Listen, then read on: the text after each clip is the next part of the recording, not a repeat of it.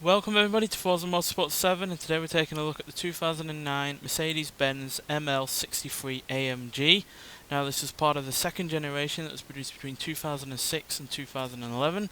New to this generation was a 7-speed automatic transmission, adjustable high air suspension and a centre limited slip diff. This AMG version was introduced in 2007 and subsequently became the most powerful naturally aspirated V8 SUV in the world. But in all honesty, that engine is all this car has going for it because, yeah, in terms of looks, I'm really no fan of it. It's not quite as bad as, say, a Porsche Cayenne, but yeah, it's got way too much chrome on the go, and yeah, it just does not, make me excited to drive it whatsoever in terms of how it looks. Interior wise, well, it's only a 5-seater, so despite being as large as it is, you ain't going to get any more in here than you are in a hot hatchback. Boot space wise, it is quite spacious, so it does have that going for it. But again, if you want a little big boot and 5 people, why not get an estate? It's going to be no smaller than this, and would certainly be more economically friendly and better looking as well. So yeah. It's a bit down on the interior space, but like I said, engine wise this is really rather impressive. It's a 6.2 litre V8 engine producing 503 horsepower and 464 pounds-feet of torque. So yeah, even Porsche with the Cayenne couldn't beat that until a few years later. So yeah, impressive amount of horsepower, but sadly it's got a hell of a lot of weight to pull around at 5,093 pounds, which is a huge amount, and despite having all-wheel drive, I really doubt this would be able to go much off-road because it's got a really rather low ground clearance and there's no low-range gearbox, and yeah, even though it's got a centre limited slip diff, that's not really going to help on off-road elements. Will help out on the track, but yeah, so yeah, nonetheless, let's get out onto a track and see exactly what this car can do. Right, so we're at Virginia International Raceway, Grand West, so yeah, let's see what this huge SUV can do. Now, it'll come as no surprise to you that with all of that power that this car is quick, and yeah, also high revving as well, which is nice to see. It's not something you often see on an SUV, to have an engine going up to more than 7,000 RPM.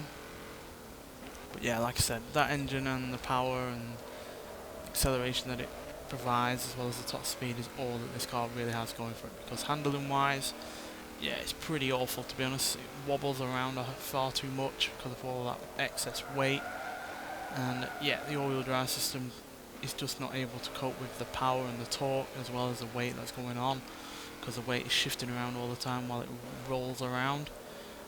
And yeah, it might have a centre limited diff, but all that really means is that it's trying to deal with power from both ends rather than rear and front separately. So yeah, if you're a little bit too vigorous with it, it does seem to be incapable of deciding where to put the power, which is a problem when you're dealing with more than 500 horsepower and nearly as much torque.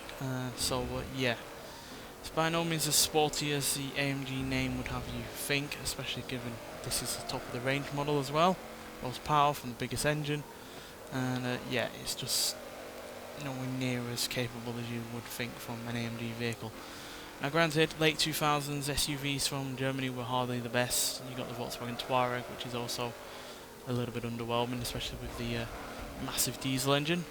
And even worse is the Audi Q7, again with a massive V12 diesel engine, not quite as small as the Touareg's V10 diesel engine, so it is obviously got size on its side, but that's even uglier than this and even heavier, so yeah, it's not even close to as good as handling as this, and this is hardly a fantastic handling vehicle in the first place. So yeah, not really a fan of this period of SUVs from Germany, to be honest.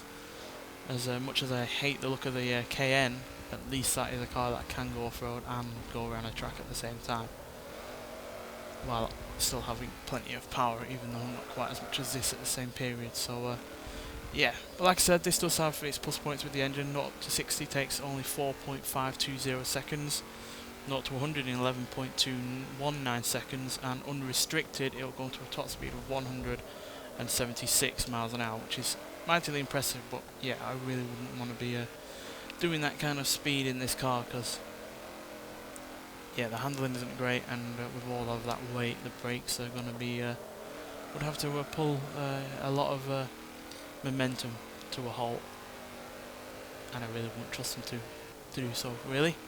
So yeah, there are far better SUVs out there, either before this or after it. But if you're after an SUV that at least has an exciting engine, then yeah, this is better than most from the same period, but that's all it really has going for it, unfortunately. And yeah, if you want an exciting engine in Mercedes-Benz, then go for an SLK 55 from the same period, or you know, an E-Class Saloon, or even a C-Class, something like that, because yeah, this is an engine that really doesn't befit the abilities of this car overall, unfortunately.